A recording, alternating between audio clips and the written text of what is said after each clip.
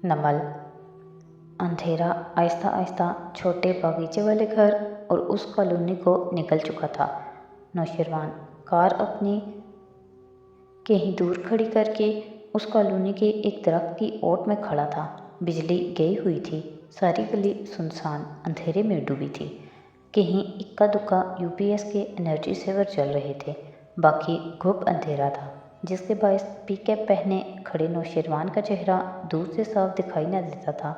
हाँ, करीब से देखो तो वो कीनातोज नज़रों से उस घर को घूरता दिखाई दे रहा था, जिसके बाहर सादी खड़ा मोबाइल पे नंबर मिला रहा था। नौशरवान की आंखें सुर्ख लगती थीं और पपोटे सूजे सूजे से, जेबों में डाले हाथों में लर्जिश थी। वो उसी सुबह वाले वेस्ट, टाई और पैंट में मलबूस था। ये वो वक्त था जब सादी घर से निकला था और अभी अंदर जुमर और फारिस बड़े अब्बा के साथ बैठे थे, मोबाइल जेब में डाले, हैंड्स फ्री कानों में लगाए। वो आगे बढ़ने लगा तो नौशरवान दरख्त की ओट से निकला और उसके पीछे कदम बढ़ा दिए। सादी जीन्स की जेबों में हाथ डाले, लबों में कोई मध्यम सी सीटी गुनगुनाता मगन सा चलता जा रहा था। दफादन वो रुका, मुड़कर पीछे देखा। एहतियात से उसका ताक़ुब करता नौशरवान करीबी दरख्त की ओट में हो गया। वहाँ हर घर के आगे पौधे या दरख्त थे। सादी ने आंखें सुकेड़कर अंधेरे में सड़क को देखा और इधर उधर गर्दन घुमाई, फिर सर झटक कर आगे बढ़ गया। नौशरवान दरख्त के अकब से निकला और एहतियात से फासला रखे फिर उसका ताक़ुब करने लगा। सादी यूसुफ चलता गया, मोड़ मुड़कर पिछली गली में आ गया। ये भी तारीकी में डूबी थी। नौशरवान यहाँ से भी उसके पीछे चलता रहा। उसके दिल में हर उठते कदम के साथ जोश और उबाल बढ़ता जा रहा था। एक लाव था जो फटने को बेताब सा था। तीसरी गली में मुड़ने से कबल सादी ने फिर रुक कर पीछे देखा। उसकी आंखों में अचंभा सा था। गली वीरान और खाली थी। दूर शायद किसी मोटरसाइकिल के चलने की आवाज़ सुनाई दी। वो सर झटक कर फिर से आगे बढ़ गया। एक गली से निकलकर वो अगली गली में मुड़ जाता। चंद मिनट बाद नौशरवान ने चौंक कर इधर उधर देखा। ये वही गली थी जहाँ से वो अभी 5 मिनट पहले निकले थे। उसे एहसास हुआ कि वो उन्हीं 3-4 गलियों में फिर रहे थे। क्या उसे अंदाज़ा हो गया था कि कोई उसका पीछा कर रहा है? नौशरवान की आंखों में बरहमी दर आई। अंदर ही अंदर शदीद तिलमिलाहट हुई। उसने अपना और सादी का दरमियानी फासला बढ़ा दिया। दफातन सादी एक गली का मोड़ मुड़कर दूसरी में चला गया तो वो दबे कदमों उस मोड़ तक आया। अगली गली सुनसान थी, खाली, वीरान। सादी कहीं नहीं था। Damn it! गुस्से से उसका चेहरा सुर्ख पड़ने लगा। वो इधर उधर घूमा, आगे पीछे फिरा। मुकम्मल अंधेरा। उस गली में कोई बत्ती ना थी सिवाय 2-3 घरों के। सड़क के इतराफ के तमाम प्लॉट्स पे ज़ेरे तामीर मकान थे या महज सरिये खड़े थे। दिन में यहाँ मजदूर होते और रात में महज जिन्नात।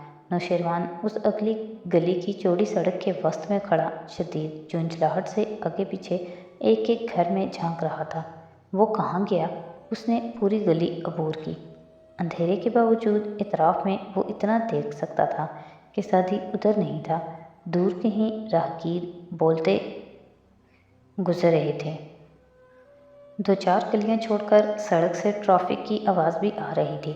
ऐसे में उसने रुककर सादी की कोई चाप सुननी चाहिए, मगर पस मंज़र की आवाज़ों के बायस ये नामुमकिन था। वो फिर से पिछली गली में आया, शदीद तिलमिलाहट और अंदर उबलते गुस्से से आगे पीछे झांका, मगर नहीं, सादी जिस गली में गुम हुआ था वो वहीं होगा। चंद मिनट ज़ाया करके नौशरवान वापस उस ज़ेरे तामीर मकानों वाली वीरान और अंधेर गली में आया। सड़क के वस्त में खड़े हुए उसने इधर उधर देखकर अंदाज़ा करना चाहा कि वो कहाँ गायब हुआ होगा। तभी दूर कहीं मोबाइल की घंटी बजी। अगले ही लम्हे वो बंद कर दी गई, मगर नौशरवान के लबों पे बेइख्तियार मुस्कुराहट दर आई। वो आवाज़ दाएं तरफ के एक ज़ेरे तामीर मकान से आई थी। सादी अपना फ़ोन साइलेंट करना भूल गया था। नौशरवान ने जेब से पिस्तौल निकाला और उसे एक हाथ में पकड़े एतमाद से कदम उठाता उस घर तक आया। घर का गेट लग चुका था। घर अंदर से बरहना ईंटों की इमारत के दरवाजे खिड़कियां भी नदारद थे। गेट के करीब आकर उसने गर्दन ऊंची करके झांका। वहाँ बजरी और सीमेंट के ढेर के साथ फोरज में सादी खड़ा था, मुंह दूसरी तरफ था। क्या तुम मुझसे चुप रहे थे? तंजिया अंदाज में उसे पुकारते वो गेट को धकेलकर अंदर दाखिल हुआ। पाँव से गेट वापस धक्का देकर बंद किया। सादी जो पुश्त किए खड़ा था मुड़ा। उसकी निगाहें पहले नौशेरवान के हाथ में पकड़े पिस्तौल तक गईं और फिर उसकी आंखों तक। तुम क्या कर रहे हो यहाँ? शेरू बज़ाहिर इत्मीनान से कहा। मैं तुम्हें तुम्हारा कारमा देने आया हूँ। पिस्तौल की नाल बाजू लंबा करके उसकी तरफ बुलंद की।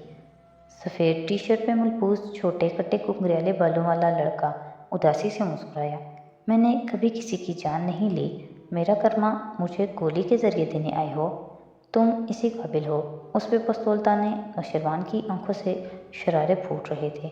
बहुत दफ़ा मैंने तुम्हें बर्दाश्त किया, सोचा हाशिम भाई संभाल लेंगे तुम्हें, मगर नहीं सादी, तुम्हारा एक ही हल है।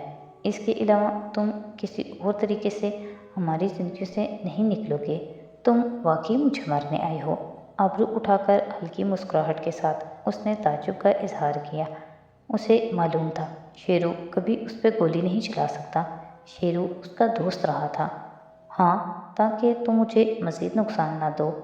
मैंने तुम्हें कभी नुकसान नहीं दिया नौशेरवान, नरमी से कहते हुए सादी का हाथ अपनी जेब के तरफ रेंग रहा था। ज़्यादा स्मार्ट बनने की कोशिश मत करो, अपना मोबाइल निकाल कर ज़मीन पर फेंक दो। पिस्तौल को मज़ीद ताने शेरू ने बरहमी से कहा। सादी ने गहरी सांस ली, मोबाइल निकाला और झुककर ज़मीन पर रखा।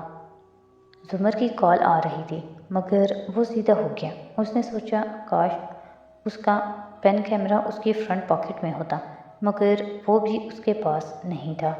निहत्था सादी यूसुफ अब नौशेरवान की तनी पिस्तौल के सामने खड़ा था। मेरा कसूर क्या है? अंधेरे में भी उसके चेहरे का इत्मीनान नजर आता था। इतना कुछ करने के बाद तुम में इतनी भी शर्म नहीं कि अपना कसूर पूछ रहे हो? सदमे और गुस्से से सामने खड़े नौशेरवान की आवाज़ कपकपाई। तुमने मेरी ज़िंदगी की हर खुशी स्पॉइल की। तुमने मुझसे मेरा भाई छीना, मेरी माँ का एतबार छीना। मेरा बाप इस हालत में मरा कि वो मुझसे नफ़रत करता था, सिर्फ तुम्हारी वजह से। बिफरे हुए अंदाज में कहते उसकी आवाज़ बुलंद हुई। आंखों की सुर्खी और तैश बढ़ रहा था। मैंने हमेशा तुम्हारा साथ दिया और तुम्हारे साथ अच्छा ही किया है शेरू। बकवास नहीं करो, वो घुर्राया। आज तुम अपना मुंह बंद रखोगे, आज तुम मुझे सुनोगे। ओके शेरू, सादी ने सर को तस्लीमन खम दिया। अलबत्ता पहली दफ़ा उसके चेहरे पे छाया इत्मीनान कदरे परेशानी में बदलता नजर आया था। मेरा नाम नौशेरवान है, वो गुस्से से फैली आंखों के साथ चिल्लाया। पिस्तौल हनूस तान रखी थी। मुझे इस नाम से मत पुकारो जिससे मेरे दोस्त पुकारते हैं। तुम मेरे दोस्त नहीं हो, तुम एक एहसान फरामोश आदमी हो। तुम मेरा हर रिश्ता ख़राब कर चुके हो। तुमने मेरा और शीरी का ताल्लुक़ भी ख़राब किया है। मैंने शहरीन से अपनी बकवास बंद रखो सादी। वज़नाक होकर उसने क्लिक के साथ पिस्तौल लोड किया। सादी को सुर्ख बत्ती जलती बुझती महसूस होने लगी। तुमने शीरी को ब्लैकमेल किया, तुमने मेरे और उसके हर मुमकिन ताल्लुक़ को ख़राब किया। तुम हमेशा मेरे साथ यही करते हो। तुम इस काबिल नहीं हो कि तुम्हें ज़िंदा छोड़ा जाए। मुझे तुम्हारे और शीरी के बारे में कुछ पता नहीं, मगर मैंने उसे ब्लैकमेल नहीं किया। मैं मज़ीद कोई सफाई नहीं दूंगा, मगर तुम मुझसे मेरी ज़िंदगी नहीं छीन सकते। वो संजीदा नज़रें नौशेरवान पे जमाए ठहरे हुए लहजे में कह रहा था, ये ज़िंदगी अल्लाह ने मुझे दी है। किसी इंसान को हक नहीं है कि वो मुझसे मेरी ज़िंदगी छीने। अंधेरे पोरज में पेंट के डिब्बों, बजरी और सीमेंट के ढेर के साथ आमने सामने खड़े उन दोनों लड़कों के चेहरे अंधेरे में मध्यम से दिखाई देते थे। दोनों के दरमियान चंद फीट का फासला था और नज़रें एक दूसरे पर जमी थीं। आज तुम मुझे रोक नहीं सकते। मैंने कसम खाई थी तुम्हें अपने हाथ से गोली मारूंगा। तफक्कुर हकारत से उसे देखते शेरू के दूसरे हाथ के कफ से मुंह रगड़ा। सादी की आंखें सुखेड़ी, नज़रें उसके पिस्तौल पकड़े हाथ तक गईं जो हल्का सा कपकपा रहा था। तुम फिर से ड्रग्स लेने लगे हो ना? ऐसा मत करो अपने साथ शेरू। उसकी आंखों में फिक्रमंदी उभरी। अपनी बकवास अपने पास रखो। आज तुम्हारी बातें मुझ पे असर नहीं कर सकती। आज तुमने अपने हर अमल पे मोहर लगा दी है। तनफ्फुर से उसे देखता वो घुर्राया।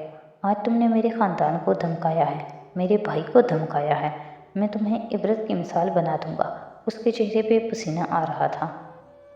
تم ایک اچھے انسان ہو شیرو، تم اپنے بھائی جیسے نہیں ہو۔ تمہارے بھائی نے میرے خاندان کے 2 لوگ قتل کروائے ہیں، زمر کی زندگی برباد کی ہے، فارس کو تباہ کیا ہے۔ میرا ان سے جو بھی مسئلہ ہے، تم سے کبھی بھی شکایت نہیں رہی۔ تم اندر سے اچھے ہو، تم اپنے والد کی طرح ہو، غصے کے تیز ہو، مگر تمہارا دل اچھا ہے۔ نام بھی مت لینا میرے باپ کا۔ اس کی آنکھیں مزید سرخ ہوئیں، آستین سے منہ رگڑا۔